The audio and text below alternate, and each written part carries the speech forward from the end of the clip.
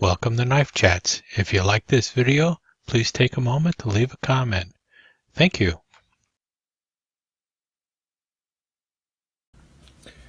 So about a year ago, I saw a Spyderco ClipiTool online. People were talking about them. I guess they've actually been around for about 3 or 4 years. I'd never heard of it before. But this is the first Spyderco I ever bought. It's a little bit different than your typical Spydercos that are out there, in that it's made in China. And as you can see here from the blade, 8CR13 MOV steel instead of the VG10. And it's a little small slip joint. There's no lock back or liner lock or anything like that. It's just a slip joint. Now it has the finger holes supposedly for like one-hand opening. I've tried a couple times opening it one-handed, and quite frankly, to me, it's a little dangerous, and you definitely can't just grab it and flip it open because very strong back spring to it. So it's not your typical Spyderco. It's not like the little bug or anything like that. And the interesting thing about it is, and the reason I picked it up is, they got 3 different versions of the ClipiTool. One of them has a bottle opener and a screwdriver on it, and then the other one has a like a serrated blade on it. But this one had a pair of scissors, and that's basically the only tool of the 3 ClipiTools that I thought were actually worth having. So I decided to pick up a Spyderco ClipiTool with a pair of scissors. And when I first got it, I wasn't too impressed with the scissors. I have since changed my mind a little bit, but what I'm going to do right now is show how well the scissors on this Spyderco ClipiTool cut compared to an Alox Classic SD by Victorinox. And the reason being is quite frankly, the scissors on the Classic SD, when it comes to little keychain knives, these are probably the best scissors out there, and usually the ones that I use to compare any other scissors on any small knife. And so I'm going to compare the Spyderco ClipiTool scissors to the ones on the Alox Classic SD. And the reason I'm choosing the Alox Classic SD as opposed to just a regular Classic SD is because the Alox Classic SD runs around $25, and the little ClipiTool by Spyderco is right in that $25 range too, somewhere around $27, $28 actually. So price-wise, they're about the same. We'll look at both knives and then decide which one is best for you depending on what you want to do with it. So now, first of all, let's look at the tools you find on a Classic SD, like you haven't seen these before. You've got your little pen blade, and you have your file with the screwdriver tip. So you're not going to find a file with a screwdriver tip on the Spyderco. So if you're looking for a knife with a file and a screwdriver tip on it, then you're pretty much stuck going with the Classic SD. Then you have the scissors. Well, before we go to the scissors, let's look at the differences in the blades. You've got the typical pen blade on the Classic SD. It's not a very big blade. It's just over 1.5 inches long, as you can see, and it's got a cutting edge that's probably right at 1 5/8 of an inch. And then on the Spyderco, first of all, the Spyderco is a bigger knife. Instead of 58 millimeters or 2 1/4 inches, it comes in right at 2 3/4 inches long. So it's a bigger knife. It's a 1/2 inch larger. And as you can tell, the blade is going to be much more substantial. And the blade steel is slightly better in your Spyderco. So if you're looking for a really good blade, definitely the Spyderco is going to have a bigger blade and a more substantial blade, less likely to break and everything else. So that is definitely a plus on the Spyderco. But for that blade, you are getting something that is much heavier and much more weight in your pocket, and also is bigger all around. So you're going to be carrying, this is very light on the keychain. It's not going to be a problem. this is probably 2 or 3 times heavier than your Alox Classic SD. So that's the trade-off when you're talking about bigger knife, bigger blade. Also, this has the key ring. This has a lanyard hole. If you want to use the lanyard hole, you can do that. Or it has a pocket clip. So the pocket clip, if you're big into pocket clips, then the Classic SD doesn't have one. So the Spyderco is going to be a much better choice if you want to use a knife with a pocket clip. But for an actual key ring kind of knife, the Classic SD is definitely going to be the better choice than the Spyderco. This is going to be a lot of weight on your key ring. Now, a good reason this thing weighs more is because these are not Alox scales or aluminum scales. These are stainless steel scales on the little ClipiTool. So that's one of the main reasons it's much heavier than your Alox Classic SD. Not to mention, it's just much larger. And speaking of larger, I didn't actually measure the blade a minute ago, did I? So the blade length, if you get it all the way out, is just over 2 inches, but the cutting edge on it is right at 1 3/4 of an inch. Okay, let's move on and talk scissors. Most people are familiar with the scissors you find on your little Swiss Army knife. It's got the little spring there, and then a very small set of jaws there. I think the cutting edge is a little over 1/2 inch, maybe 5/8 of an inch. So they're not really big scissors, but then they are on a 2 1/4 inch knife. But a lot of people swear by these scissors because of how well they cut. Now the scissors on the Spyderco, they look kind of funky. First of all, you see that top blade, it looks like, I don't know, beluga whale or something, and then it turns into your bottom blade. And the cutting edge, first of all, it doesn't open up as well. But the cutting edge, as you can see here, is almost an inch, about 7/8 of an inch for that cutting edge. And you can either cut that way or this way. We'll be talking about that in a little bit. And if you notice, instead of a spring, it's got this little lever here that acts as the spring. And that's similar to the kind of spring that you had on the old Vangers out there. Notice how it's got that lever, so you're pushing against the lever. Now the scissors on the Vanger are, this is a 85 millimeter Vanger, and the scissors on that are almost the same size, jaw wise, as you see on those. See, about perhaps a 1/8 of an inch less. Notice also these are blunted, so you're not going to cut yourself with them. And it's on the Spyderco. Let's talk about some cutting now. We'll start with the typical paper. Okay, starting with the Spyderco, you'll notice something. They cut pretty good, I think. At first I didn't think they cut very well, but they actually cut better than I thought. However, yeah, now, and I think the problem was more headspace and timing of the operator, not the scissors themselves. If you notice here, notice how they're not cutting, and that's mainly because the paper is too flimsy. So the paper needs to be kind of tight, and then it'll cut. If you're getting really flimsy paper, it won't cut, as opposed to the Victorinox, which will cut the flimsier paper. So Victorinox scissors, well, they're really designed for cutting paper. They do a great job on paper. There's no doubt about it. So these will cut paper. They're not going to cut it quite as well as the Victorinox scissors, even though these are larger. So I give the edge for paper to the Victorinox scissors. Spyderco is a close second. How about something a little more substantial? Here's an old eBay card. And the Spyderco, depending on how you're holding the scissors, will cut it. Actually, it's cutting better yesterday than today, but it will cut it. The trick is to get it in there.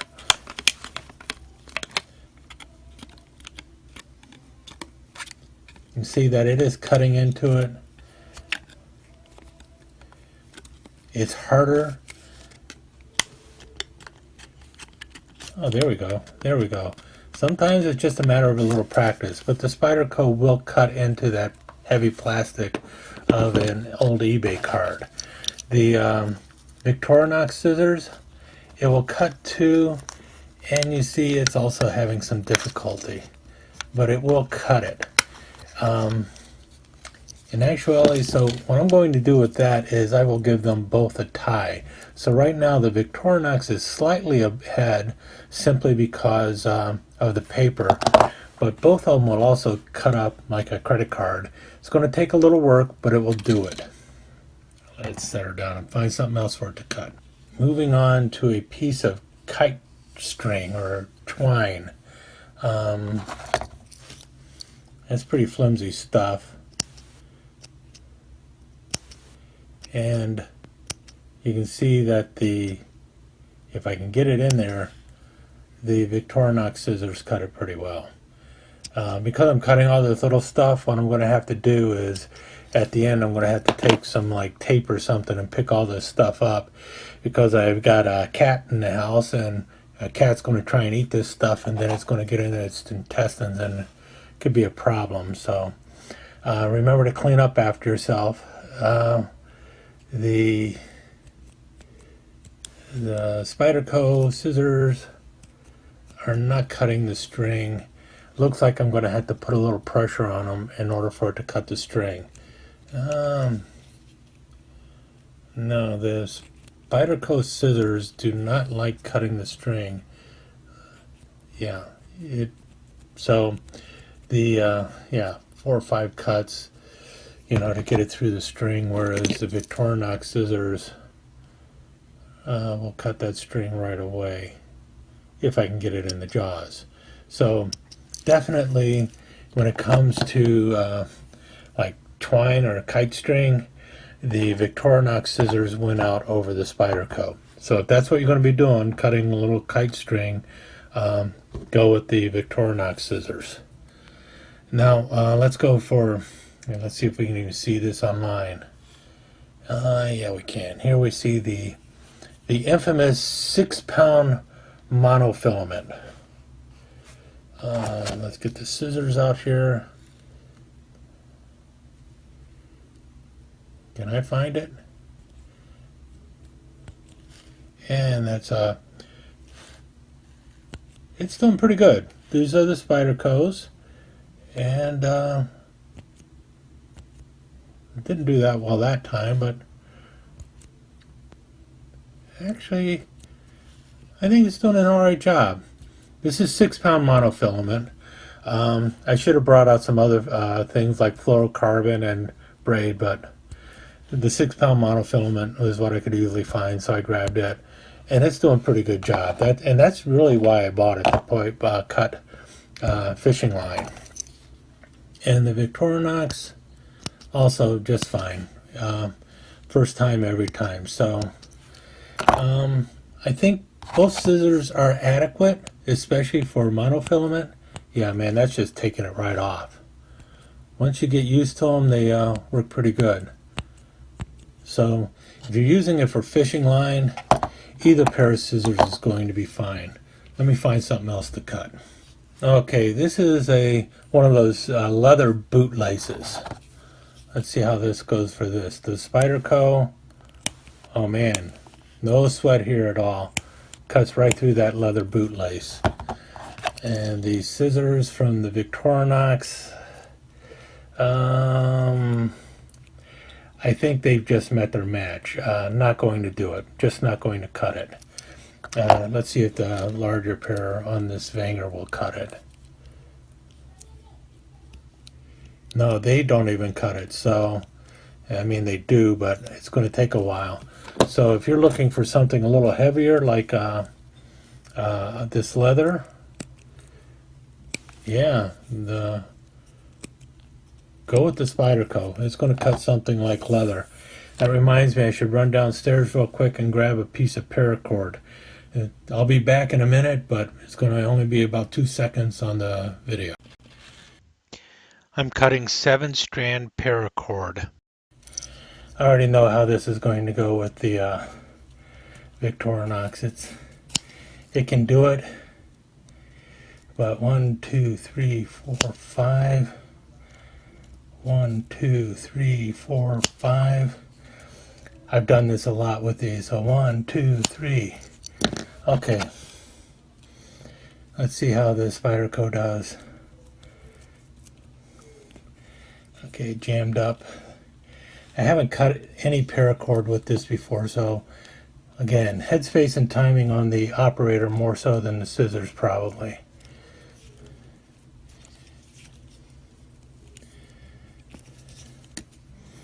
Or then again, maybe not. I think it's jamming up. Yeah, it's just smashing in between there. You see what's happening? It's actually pushing the scissors to the side. So let's try one more time. I'm going to go at an angle and see if that makes a difference. No, it's taking forever. Yeah, so there you go. It's not going to work on paracord. Fishing line, 6 pound monofilament, okay. Paracord, not so great.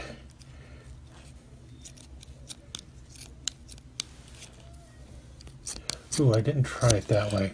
Let's see if we fold it over and cut through a loop. Yeah, it's still getting hung up a little bit, and we already know the Victorinox scissors do pretty dang good on paracord. So 1, 2, 3, 4. So there we go.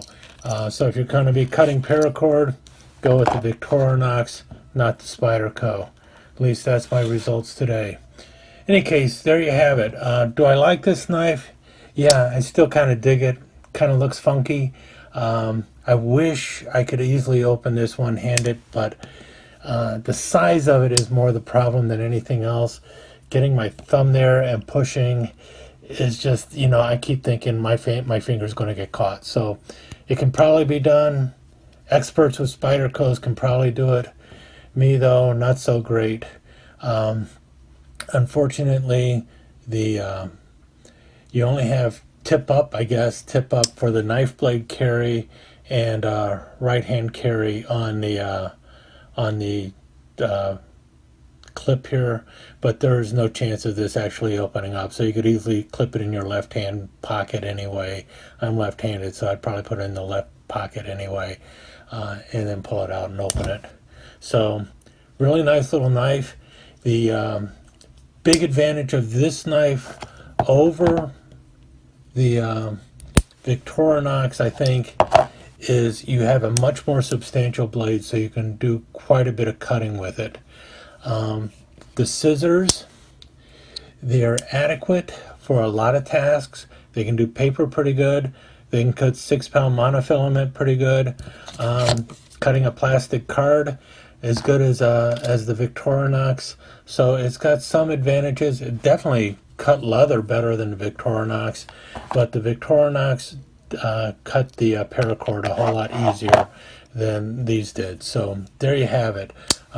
If you're looking at them, well, first of all, they're both small, so you can easily carry both of them with no real problem. And then you have options on which pair of scissors you want to use, and you definitely have a much better blade here. And if you ever need a nail file, you got it on your Classic SD. So which one's better? That's really up to you. They're both pretty good knives, and I can see using either one of them depending on the situation. So to recap the cutting ability of the scissors on the two knives, we'll start with the Victorinox. For paper, I gave it a 10. On the eBay card, I gave it a 6. For cutting the kite string, it got a 10. Cutting the 6 pound test fishing line, also a 10. Cutting the leather shoelace, it just got a 0. The first attempt at cutting paracord, that was just loose paracord, I gave it a 7. The looped over paracord, it also received a 7.